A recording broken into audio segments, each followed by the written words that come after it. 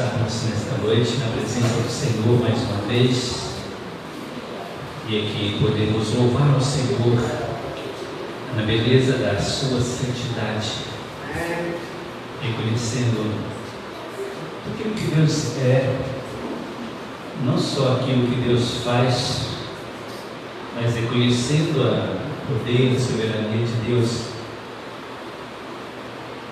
Quando nós paramos para refletir sobre a nossa vida, quando nós caminhamos agora para o final de mais um ano, parece que não foi essa semana, se foi na outra semana, um pouco de terça-feira, o pastor Zé Walter falou a respeito, citou a questão de final de ano, onde muitas pessoas começam a refletir, reavaliar, e pensar nos alvos que foram feitos e aqueles que não foram cumpridos, o que a gente tem feito durante o tempo da nossa caminhada cristã. Melhorou algumas coisas, entre elas, se você parar para pensar hoje, durante o ano de 2025, hoje o último domingo do ano, quantas pessoas você alcançou para Jesus? Qual o relatório que você teria diante de Deus? Para quantas pessoas você falou para Jesus? A quem ou quantas pessoas você visitou que estava enferma, que estava passando por alguma dificuldade durante esse ano? O quanto você investiu do seu tempo na realização da obra do Senhor? O quanto você investiu financeiramente na obra do Senhor? Então, se você começar a pontuar cada uma dessas coisas, quando chega o final do ano, seus objetivos, dentro desse contexto da relação sua com Deus. Nós cantamos agora muito a respeito dessa questão de estar com o Senhor, na presença do Senhor. Cantamos aqui que é bom estarmos reunidos aqui. Isso é muito bom mesmo, meus queridos irmãos. Mas o que a nossa reunião tem nos levado a ser e a fazer diante do Senhor na nossa vida? Quando nós reconhecemos quem é Deus, e quando nós reconhecemos a soberania de Deus, conforme também nós cantamos, e a condução desse Deus soberano para adorar a esse Deus. Adorar a Deus significa não somente abrir os nossos lábios para cantar. A adoração parte não daquilo que nós verbalizamos apenas, mas daquilo que nós somos. Nós fomos feitos por Deus para adorar a Deus. Quando Deus criou o homem lá no Éden, Ele colocou ali como esse objetivo definido, de estar em comunhão com Deus continuamente. E quando nós deixamos isso, nós entramos por um caminho, tal como o primeiro casal entrou, desobediência ao Senhor, e as consequências vieram para toda a raça humana. É exatamente nesses momentos que nós precisamos então repensar quem nós somos realmente, quanto nós estamos realmente servindo, investindo na obra do Senhor, o quanto Deus pode ver em nós, na presença dEle, naquilo que nós estamos vivendo ou fazendo. Estamos chegando ao final desse ano. Para muitos tem sido um ano de muitas dificuldades, muitas lutas. Em diversos setores da sociedade nós estamos vendo essas lutas incessantes, crescimento da violência, da corrupção, da imoralidade, depravação dos valores morais e espirituais. Quando nós trazemos para dentro da igreja um período de uma apostasia muito grande, onde as pessoas estão deixando compromisso com Jesus, trocando compromisso com Jesus com outras coisas na sua vida, onde Jesus tem deixado de ser prioridade para muitos.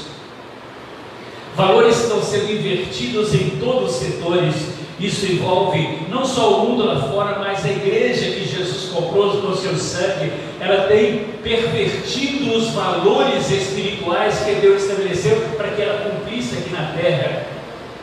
Quando nós olhamos para tudo isto, pensamos: onde Deus está nesse momento?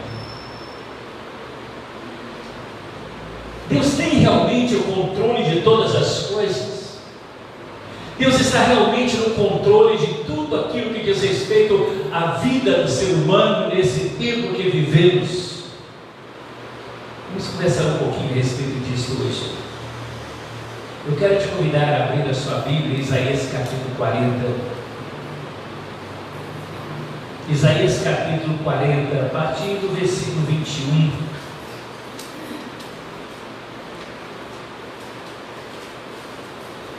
Todos os textos que eu vou ler hoje, eu vou ler na versão NVI, tá bom? Então, se der, você pode acompanhar na sua versão aí, não tem problema. Débora vai projetar também na NVI, então você pode acompanhar na sua versão normalmente. Apenas para forma de melhor assimilação daquilo que a gente quer compartilhar com você hoje. Isaías capítulo 40, a partir do versículo 21. Mas antes de nós lermos o 21, esse texto de Isaías capítulo 40, ele trata sobre essa forma como Deus consola o seu povo, como Deus cuida daqueles que são seus. Deus, ele tem o compromisso dele conosco, com aqueles que realmente são seus filhos. Deus se compromete então com eles. Então Deus quer que eles entendam realmente quem Ele é, como Ele age, onde Ele está quando coisas ruins acontecem na nossa vida. Ele faz algumas perguntas nesse capítulo 40 de Isaías. A gente não tem tempo para a gente descrever muitas coisas aqui, mas no versículo 12 ele faz aqui uma pergunta assim bem importante. Ele diz assim: olha, quem mediu as águas na concha da sua mão, ou através da medida de dos palmos? Como é que ele definiu o que é limite do céu? Quem foi que fez isto? Ele faz uma outra pergunta no versículo 12: quem jamais calculou o peso da terra? Tem que ter o peso correto para se sustentar de todo o universo.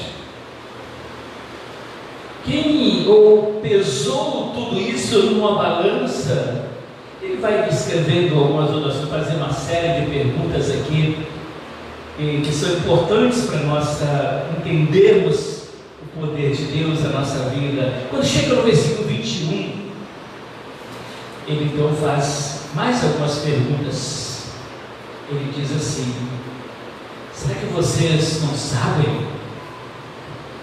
Será que vocês nunca ouviram falar, nem lhes contaram desde a antiguidade? Vocês não compreenderam como a terra foi fundada? E agora ele começa a descrever algumas coisas importantes.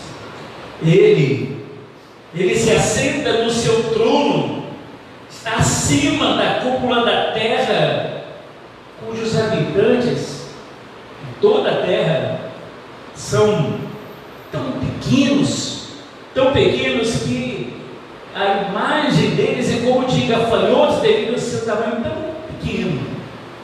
Ele estende os céus como um forro, e os arma como uma tenda para neles habitar. 23. Ele aniquila os príncipes e reduz a nada os juízes deste mundo. Mal eles são plantados na terra, mal eles são plantados ou semeados, mal lançam raízes na terra, Deus sopra sobre eles, eles murcham. Um redemoinho os leva como palha. 25. Com quem vocês vão me comparar? Quem se assemelha a mim? Pergunta o santo. Ergam os olhos e olhem para as alturas. Quem criou tudo isso? Aquele que põe em marcha cada estrela do seu exército celestial e a todos chama pelo seu nome. Tão grande é o seu poder e tão imensa a sua força que nenhuma dessas estrelas deixa de comparecer quando são chamadas por Ele. O que você reclama, ó Jacó? E se queixa, ó Israel? O Senhor não se interessa pela minha situação, meu Deus, você não considera a minha causa? Será que você não sabe? Ou nunca ouviu falar? O Senhor é o Deus eterno, Criador de toda a terra. Ele não se cansa, Ele não fica exausto, sua sabedoria é insondável. 29. Ele fortalece o cansado, dá vigor aos que estão sem forças. Até os jovens se cansam e ficam exaustos. Os moços tropeçam e caem. Juntos, versículo 31. Mas aqueles que esperam no Senhor renovam as suas forças, voam alto como águias, correm e não ficam exaustos, andam e não se cansam. Amém? Meus queridos, entender que Deus criou o mundo e todas as coisas, todas as leis naturais, Ele estabeleceu todas as coisas dentro de um controle total dele, é fundamental para a renovação da nossa fé. Mas Deus também criou o homem, não só toda a estrutura natural, mas criou também o homem. Esse homem que Ele criou, Ele coloca aqui para administrar as coisas que Ele havia criado, mas não colocou aqui um homem sem vontade própria. Ele cria o homem, dá a ele essa liberdade de decisão, de escolha, tanto é que ele vai ter essa decisão errada lá no Éden e que vem trazer então consequências para toda a raça humana. Deus, meus queridos, precisamos ter em mente em nosso coração todo dia da nossa vida que Deus, Ele é o Criador de todas as coisas. Ele é o Deus que criou os céus, terra, tudo que nela há. Ele mediu todas as coisas, todo o universo tem um controle absoluto desse Deus.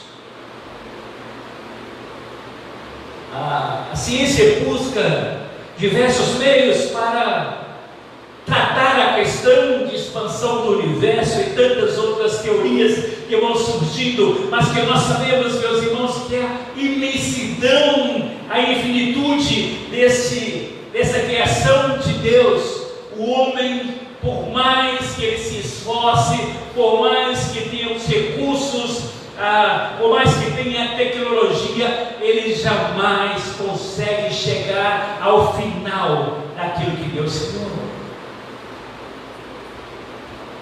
Ele tem um limite dado por Deus. Ele vai até determinado lugar, a partir dali Deus não permite que ele ultrapasse. Deus, como um Deus criador, o Deus da eternidade, criou todas as coisas. O texto que nós lemos agora, esses versículos 21 até o versículo 31 do livro do profeta Isaías, nós vemos aqui de forma muito clara esse Deus criando e organizando todas as coisas. E quando se conhece esse Deus, quando se tem revelação desse Deus que a tudo criou, há algo dentro de nós que nos leva a uma adoração maior, a um comprometimento maior com Deus em todo momento da nossa vida.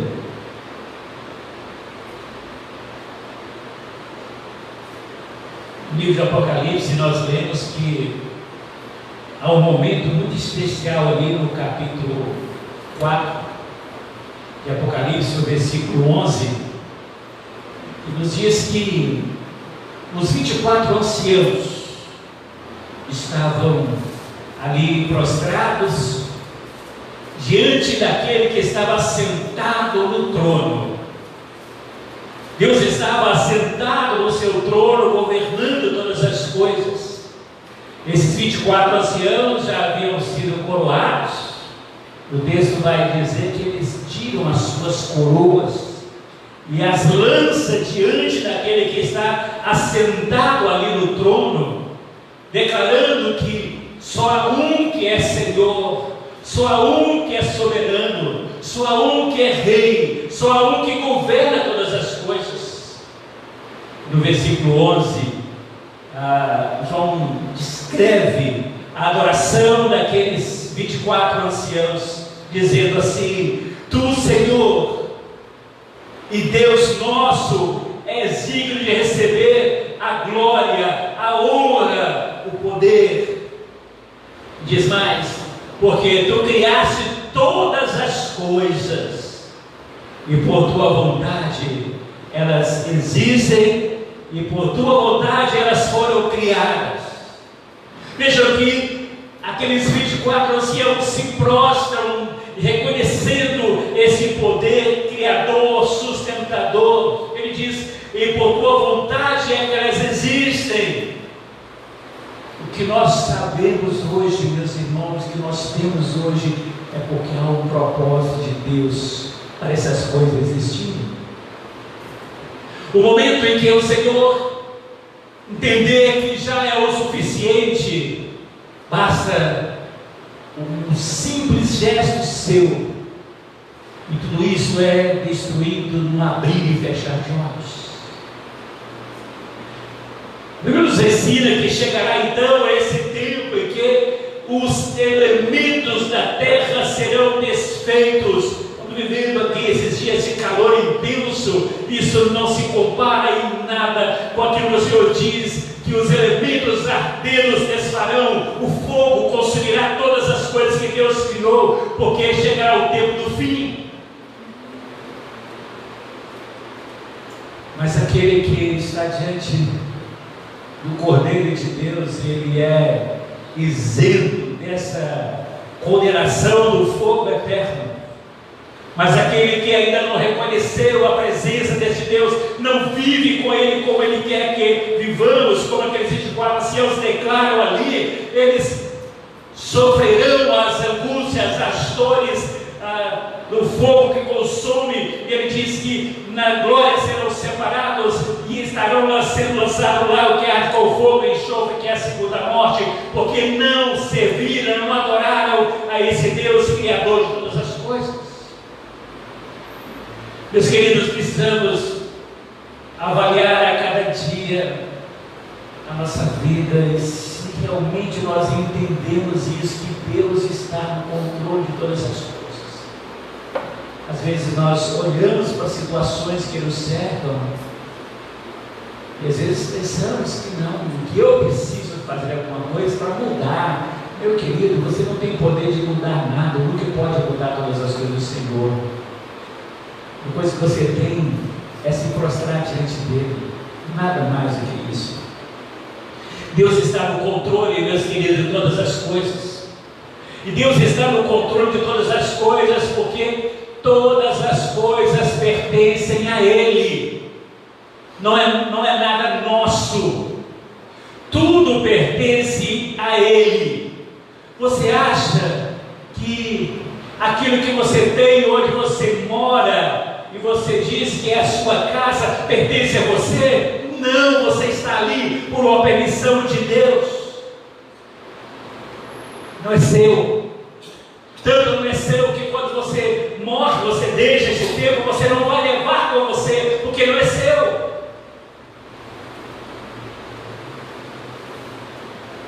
Você acha que os recursos financeiros que você destrói a sua fé por causa dele, você acha que eles são seus?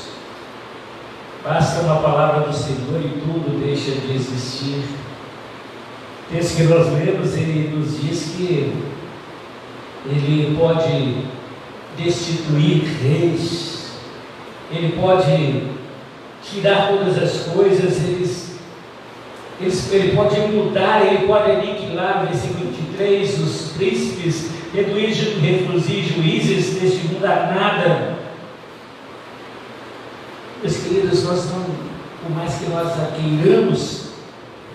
queiramos definir que nós somos dono de alguma coisa, nós chegamos à conclusão diante da palavra do Senhor que nós não temos nada.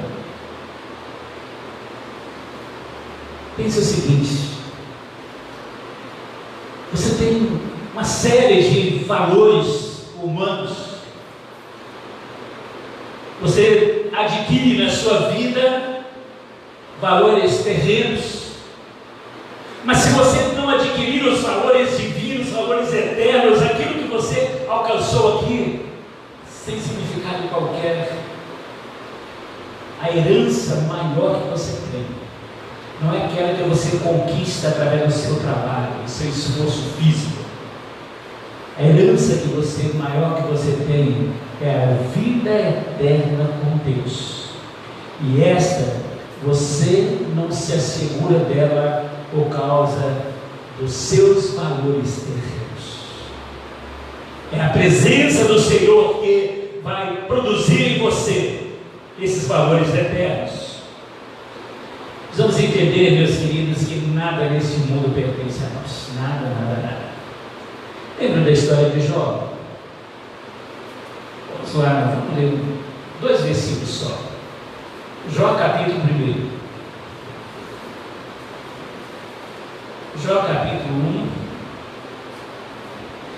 Jó estava ali vivendo a sua vida tranquilamente, era um dos homens mais prósperos da terra, um homem temente a Deus, não faltava nada, era um homem zeloso pela sua família, ele cuidava da questão espiritual dos seus filhos, mas de repente acontecem algumas tragédias, e Jó vai perder num dia só seus bens, vai perder no mesmo dia seus filhos. E Jó, ao invés de ficar ali questionando Deus, lamentando as perdas, veja o que Jó diz nos versículos 20 e versículo 21.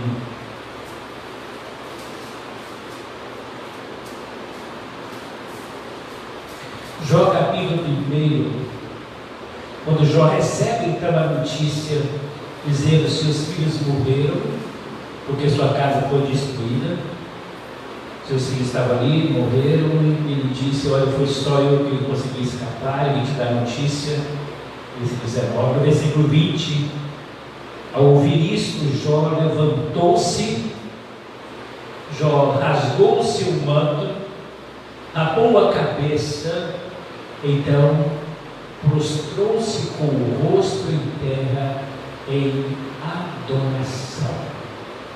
Para quê? Você adoraria a Deus diante dessas perdas? Será que você faria isso? Jó, então, prostra com o rosto em terra, adora a Deus, e na sua adoração ele diz assim: saí nu do ventre da minha mãe, e nu também eu partirei. O Senhor deu, o Senhor levou, o que mais? Justo, louvado seja o nome do Senhor. Agora veja o 22. Em tudo isso, Jó não culpou Deus de coisa alguma. Quantas vezes nós fazemos o contrário de Jó? Situações acontecem, nós começamos a culpar Deus. Ah, Senhor, por que o Senhor deixou isso acontecer comigo? Por que isso aconteceu comigo? Ah, meus queridos, se nós entendêssemos realmente que situações adversas acontecem para justos e injustos,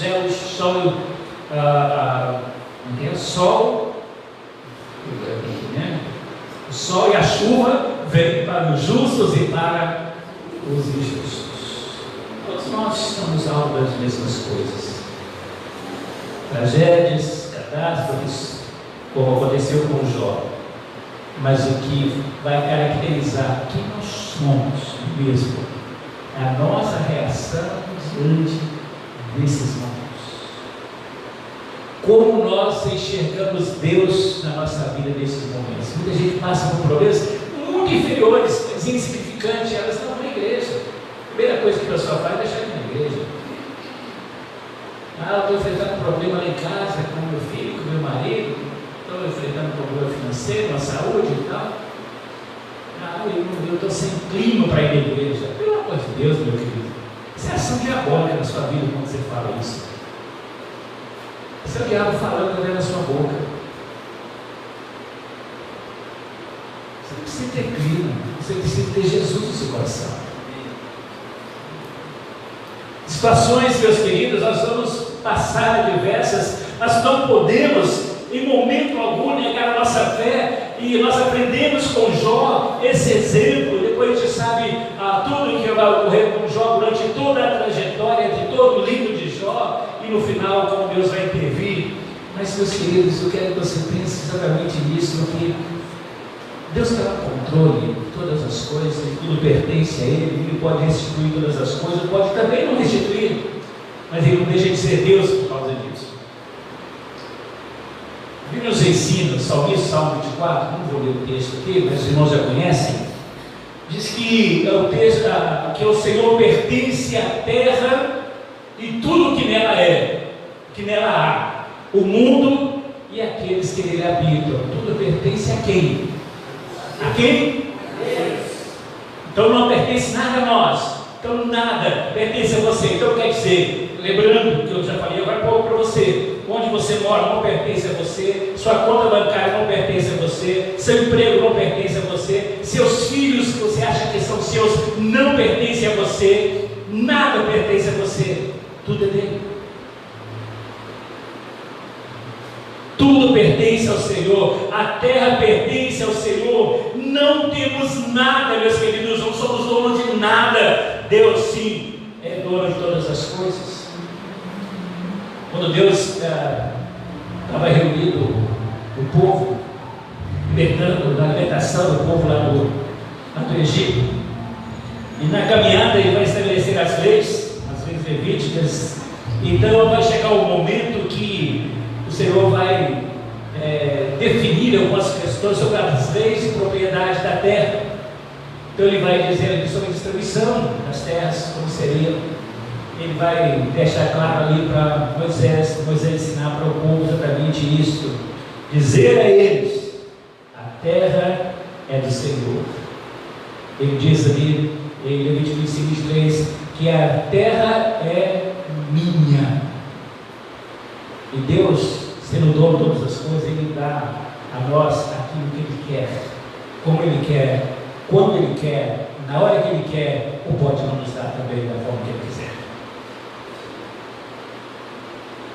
Lembra de Paulo, quando estava ali passando aquele problema difícil ali, que a gente não sabe qual que era, o espinho na carne? Paulo era um homem de uma relação tão íntima com o Senhor, que olhando para o lado humano, era algo que ele pediria ao Senhor para tirar aquele espinho na carne dele, e Deus prontamente atendia, mas Paulo fazia a vontade de Deus em todas as coisas. Mas o que Deus responde para ele? E ele responde? Minha graça te basta. Por quê? Então veja, olha, você tem uma fraqueza. Então está dizendo para ele: você tem uma fraqueza, mas eu tenho algo maior para você do que a sua fraqueza, que é a graça. Eu não preciso tirar isso de você, eu vou te dar algo maior do que aquilo que você está pedindo. Paulo vai entender isso. Não é que Deus só estava atendendo Paulo, Deus atendeu sim. Eu vou te dar algo maior, que é a minha graça, maior do que a sua fraqueza. Quando nós entendemos quem é Deus, meus queridos, nós entendemos que Deus nos dá sempre além daquilo que nós pedimos com Deus. Precisamos ter isso bem claro na nossa vida. A terra, meus queridos, tudo pertence ao Senhor. Os animais, Salmo 50 fala sobre isso, que todos os animais da terra, tudo pertence ao Senhor.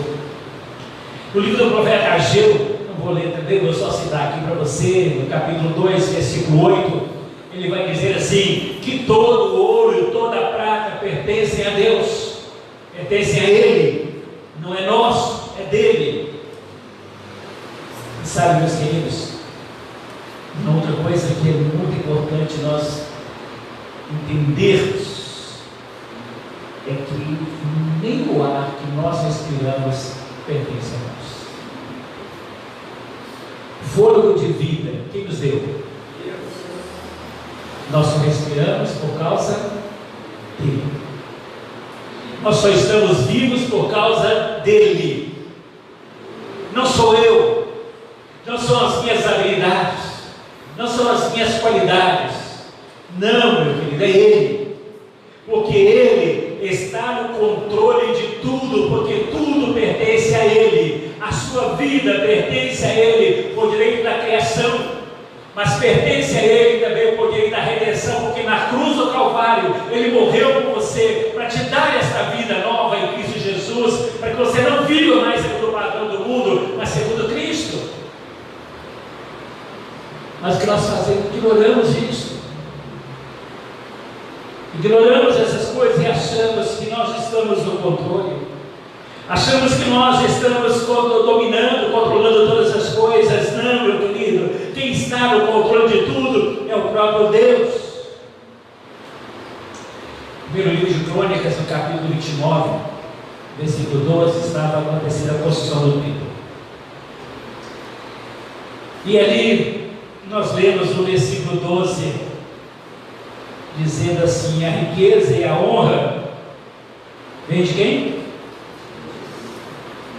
A riqueza e a honra vem de ti. Lê aí, pode ler, está projetado aí, ó. A riqueza e a honra vem. Quem é ti aí? Deus. A riqueza e a honra vem de Deus.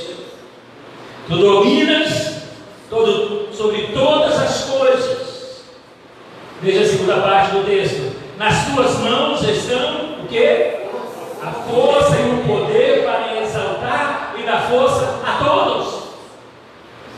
Está nas mãos de quem? De Deus. Não é nossa, não é do pastor, não é da igreja, não é de líder religioso nenhum, não é de organização humana ou religiosa, é dele, meus queridos. Ele domina sobre todas as coisas. Força e poder estão nas mãos do Senhor, e só Ele pode nos alcançar. Deus é aquele que está no controle de todas as coisas e governa tudo em nós. Ele muda tempo e estações se Ele quiser. Um texto lá no livro de Daniel, no capítulo 2, quando Nabucodonosor chamou os jovens para adivinharem o seu sonho.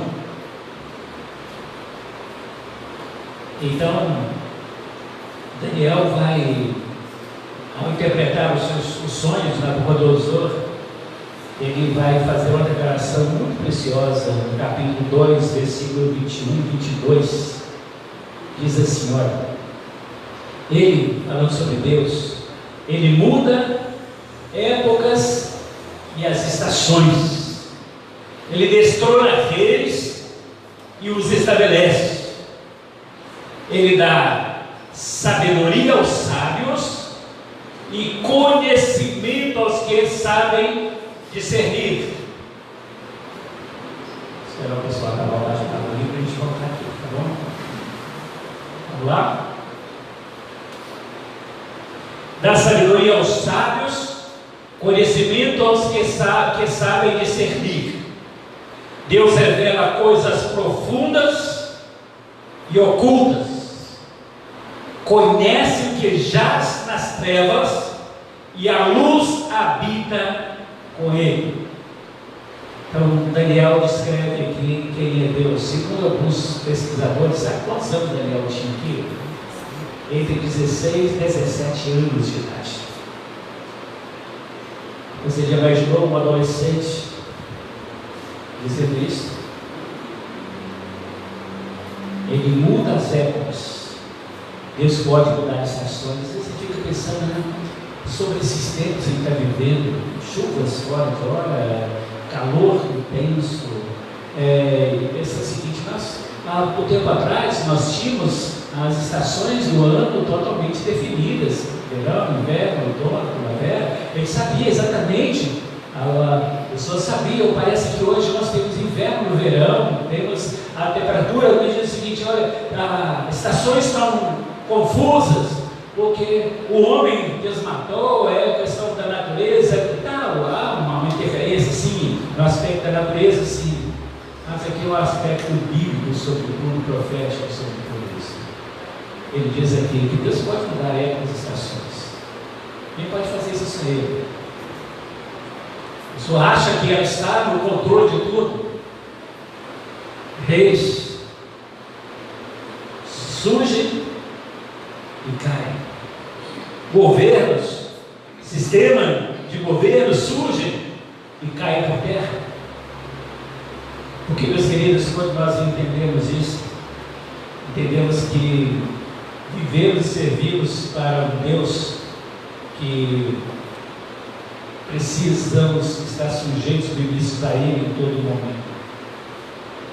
Você não vai conseguir entender essa soberania de Deus quando ela funciona, como ela funciona, se você não olhar mesmo para Jesus. Quando você olha para Jesus, você começa agora a entender todas as coisas no seu devido lugar. Jesus é a revelação de Deus para nós. Ele veio ao mundo cheio de pecado para trazer vida a cada um de nós. Veio resgatar-nos do nosso pecado, para que nós pudéssemos entender esse plano soberano de Deus, saber quem é esse Deus soberano que governa todas as coisas. Portanto, meus queridos, creia que aquilo que o Senhor quiser, Ele vai fazer, querendo você ou não, querendo eu ou não, Ele vai fazer. Quero ler com você dois últimos textos para hoje. Salmo 135, versículo 6. Salmo 135, versículo 6. Então veja: o Senhor faz tudo o que lhe agrada.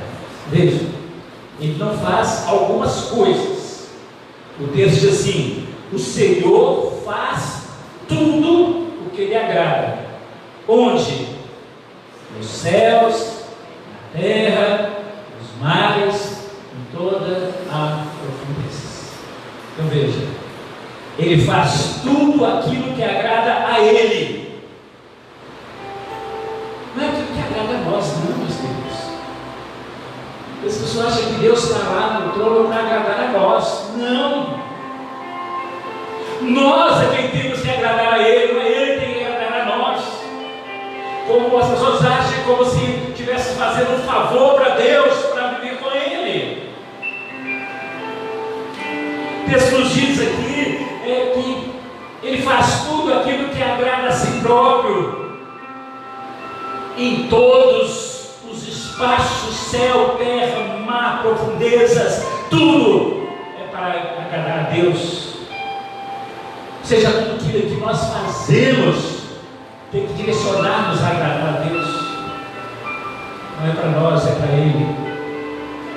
Daniel 4,35, no outro outro sonho que Daniel tem.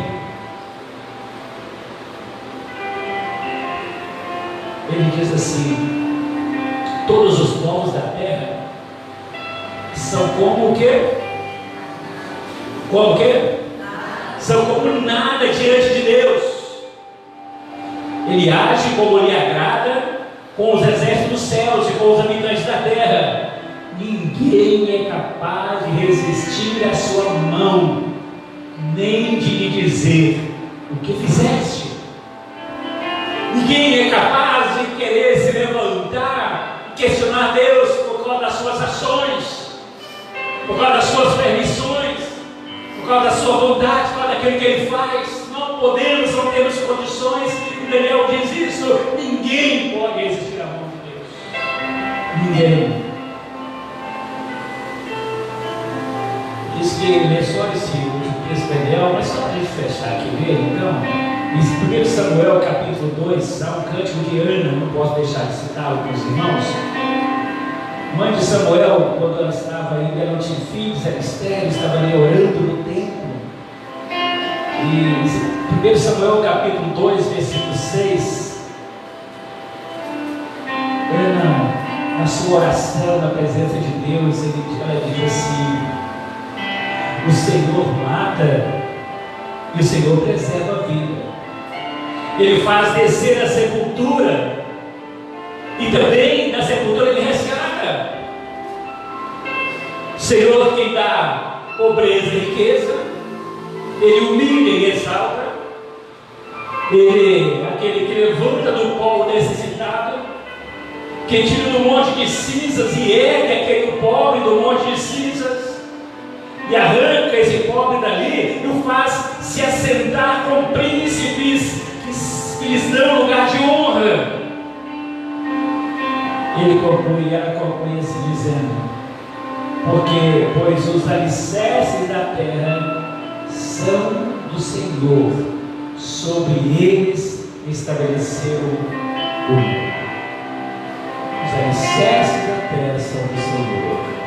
Toda a estrutura que sustenta esse mundo são do Senhor. Tudo pertence a Ele, tudo é dele. Por isso, meus queridos, precisamos honrar a Deus, a nossa vida, o nosso tempo. Nosso tempo aqui na terra é tão curto. Às vezes nós gastamos ele com tantas coisas inúteis, desnecessárias. Deixamos de servir ao Senhor com o tempo que Ele nos dá. Deixamos de honrar ao Senhor, de amar ao Senhor.